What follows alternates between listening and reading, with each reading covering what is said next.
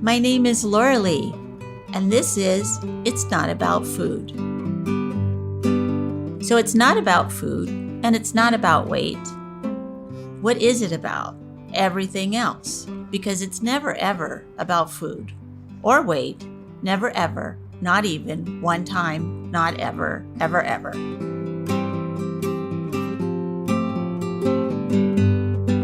Welcome to today's topic is the seventh principle, which is at the heart of every eating disorder is the desire to awaken, embrace our whole selves, and experience our divinity. So one of the things that we say often in our book, It's Not About Food, is that your eating disorder is here for a very good reason. It's trying to help you. It's trying to help you cope with your life.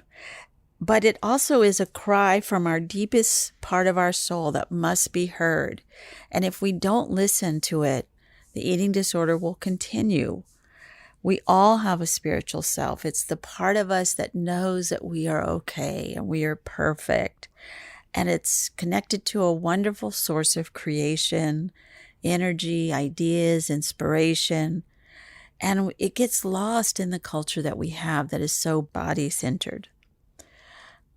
We've been trained to see ourselves as good if we are thin and young and eat the right thing and weigh the right thing and have the right car and have the best money that you can have, most money that you can have. But our spiritual self is who we truly are. And actually, every part of us is divine. And we all have an inner voice that if we can listen, will guide us to what is our real truth and what is it that we're supposed to be on this earth.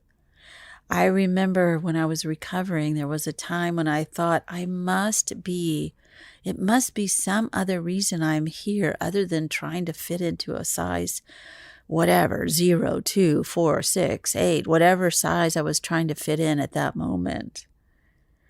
And indeed, I did have a bigger creative path than I thought that I did because I was just always worried about my eating and my body. But we have a calling, and it's linked to our recovery. Eating intuitively is living our truth physically. Honoring and nurturing our feelings is living our truth emotionally. And expressing our creativity, passion, and soul's desire is living our truth spiritually. And we have to have faith, that leap of faith that we have to have, which we take when we just can't continue the eating disorder and the severe body hatred anymore of I'm going to stop doing this and I don't know how it's going to turn out, but I will step into it if I can. Use that source greater than yourself. A higher power, whatever you want to call it, God, Goddess.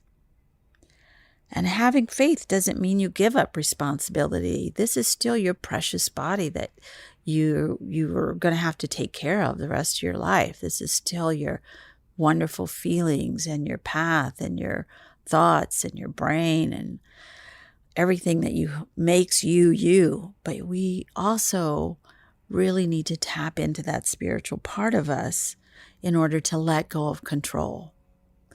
It's not that we have a eating problem. We have a control problem. We're addicted to control.